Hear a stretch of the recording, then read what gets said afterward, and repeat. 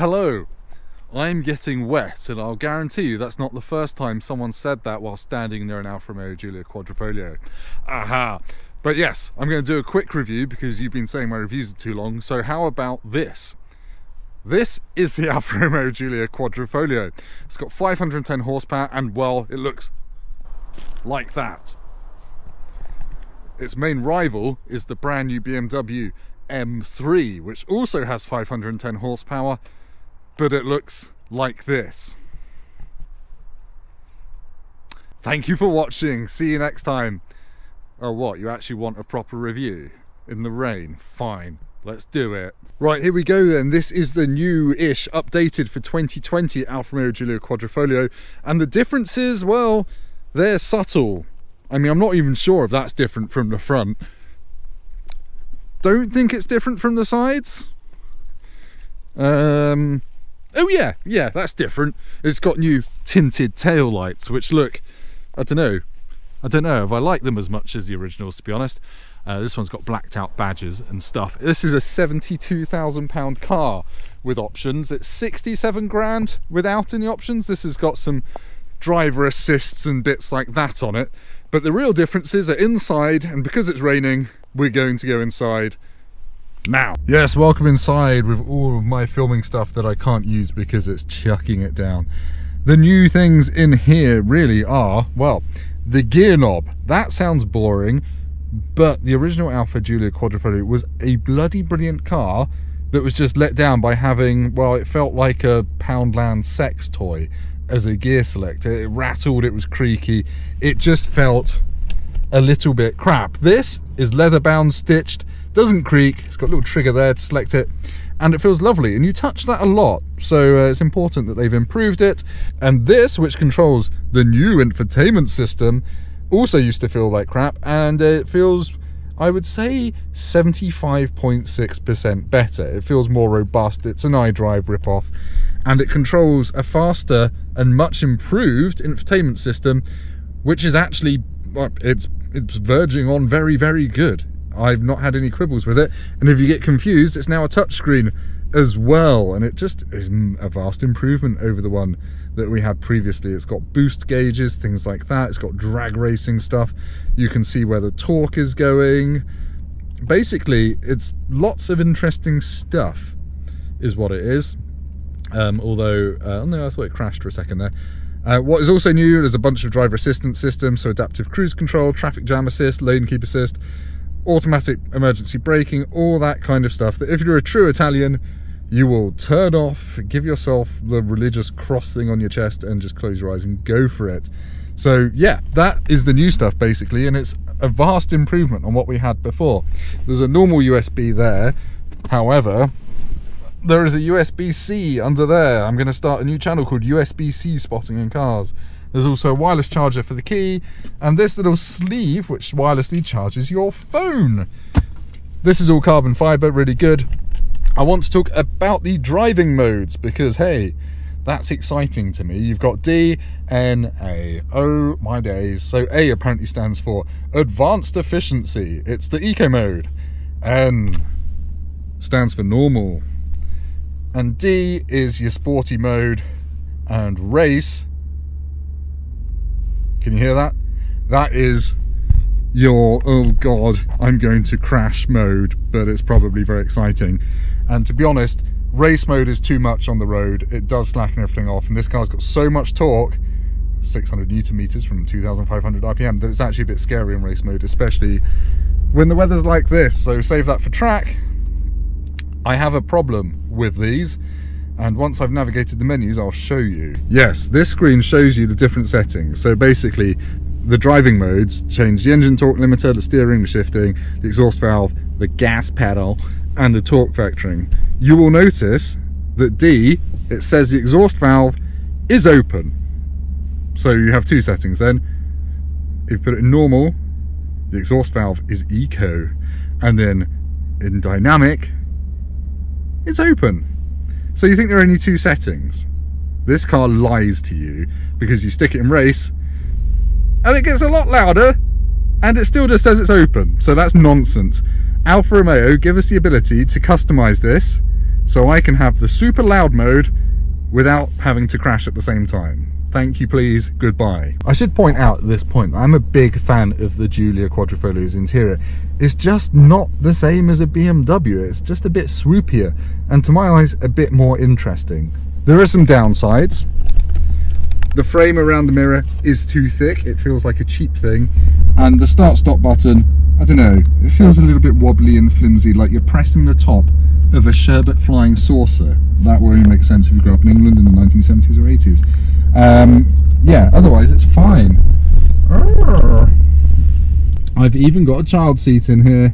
The last one of these I drove before the facelift had carbon-backed sport seats, and they were dope.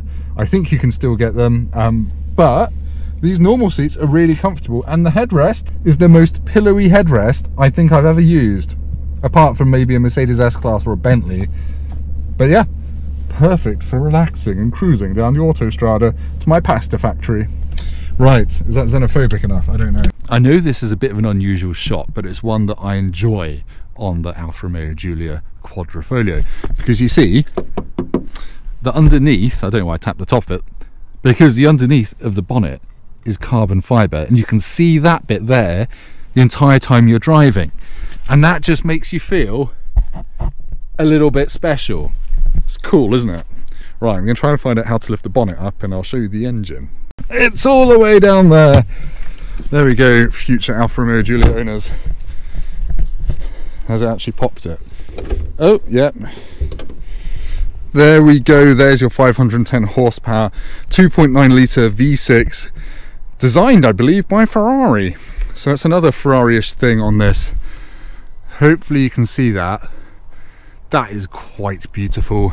Real vents, real carbon fibre, real Italian stallion horsepower. It's a great thing, this. Yeah, I'm a big fan. Sorry, this is an impartial review, but it's flipping great. It's also worth pointing out you get carbon fibre up here, you get carbon fibre around here. Apparently they've redesigned the cup holders, big whoop. Downsides, the gear shift paddles are probably the best I've ever used. I prefer metal ones to carbon fibre ones. Really, really lovely, and they don't turn with the steering wheel, so they're always where you want them. I would point out that I've had this blower on really hot because I'm really cold, and this gets too hot to touch after a while, so just don't downshift. Actually, while we're on the topic of gear shift paddles, another way this car is quite similar to a Ferrari, if you're braking into a roundabout or a corner, you can just pull and hold this back, and it will go vroom, vroom, vroom, as you're braking, slowing down, to get into the lowest possible gear without going to first, I think. And it sounds amazing.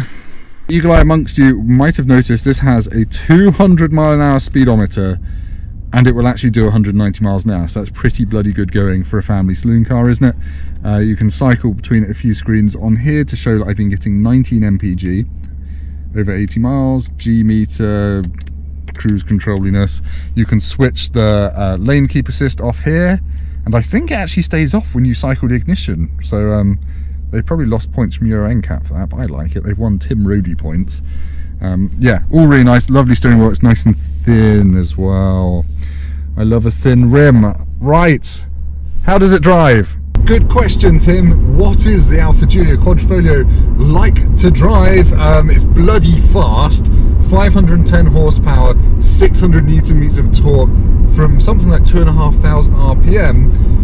It's brutally quick. However, it's raining. It's winter in England, and it does struggle to put that power down in these conditions.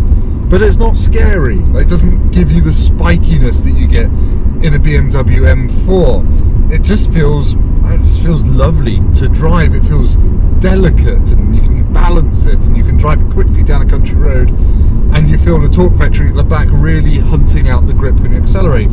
It's not a car that's going to intimidate you. If this is your first rear-wheel drive car, you'll be absolutely fine. I mean that. I'm a bit of an oaf, and I've not crashed it. You can put it in D, which is a sporty mode, and it sounds nice. You've got a sharp throttle response and everything else. And yet it will still catch slides for you. It'll let the back slide a little bit, and you'll probably be surprised how early in the throttle travel the back does slide, because it's got all that low down torque. And if the tyres are cold, it will just kick the back out a bit, but it catches it really quickly, but not too quickly, and lets you have fun with it. Bit annoyingly, race mode turns ESC off, and that gives you the nicest exhaust sound. I wish you could have that loud exhaust sound in one of the more friendly modes, but you can't configure them like that.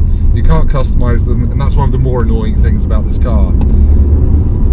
Otherwise, it's just brilliant. It's got a wonderfully communicative chassis. Don't want to be boring, but it's just fun to drive, and it's fun to drive quickly. It's easy to drive slowly. It's not annoying around town. The suspension, it's got one of those Ferrari things I spoke about. It's got a bumpy road button, so if you are in D, that's the dynamic mode, or in race mode, you can slacken the dampers off, so you can have a comfortable ride along with your sharp throttle response. In a Ferrari, you get that button on the steering wheel. Here, it's down there, and it's brilliant. I don't know what else I can say, really. It's fast, it sounds good. It's got this weird burbly gurgle at low revs, which sounds cool. But as you get higher up in the rev range, it starts yowling and howling, and it really does come alive.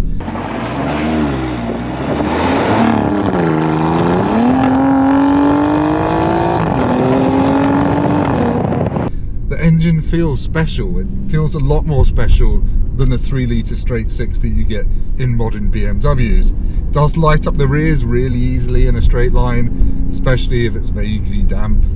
But, you know, it's part of the character of it. It makes you pay attention. Right, yeah, I've undersold it, but it's one of my favourite cars you can buy right now in terms of driving enjoyment. It doesn't batter your spine, it makes the right noises. These are lovely, the shift paddles are some of the best in the business. The steering wheel's nice and thin. It's just a really, really nice recipe if you like driving. And it's a practical saloon car. Yay! Well done, Alfa. Right, back to you, Tim. So you might have guessed that I really, really like this car, and I do. I liked it before Alfa made lots of little changes, and I like it even more now that the infotainment and the interior is really up to snuff. They could have given it more power, but it really doesn't need it. If this car has a fault, a flaw, if you will, it's that rear-wheel drive in the UK in winter is just not capable of putting down the amount of torque and horsepower this car has. I know that Alfa Romeo can do four-wheel drive really, really well. If you drive the Stelvio Quadrifoglio, that will still skid around, but it's four-wheel drive, so it'll be faster to 60 than this, and it's still hilariously entertaining. So Alfa, if you could put four-wheel drive into this, at least as an option, that would open up to a wider lump of buyers. And obviously the new BMW M3 is going to have a four-wheel drive option. But otherwise, I would have this over any of its German rivals. I've not driven the new M3 yet, but on an emotional level, on a loin level, if I could be so crass, this appeals to me a lot more. It's just beautiful. Obviously, some people have had reliability problems with them, but I think, like everything on the internet, you only hear about the bad ones. I bet there are loads of happy owners. I would have one in blue with carbon ceramic brakes, just so I look like an absolute tart, yellow calipers, and it's probably the car I'd buy if I won the lottery. Really like it. Alfa's made a really special feeling, normal family car. Anyway, thank you so much for watching. Please like, please comment, please subscribe if you enjoy my videos, and I'll be back very soon with some less sexy stuff. Hey, selling the channel.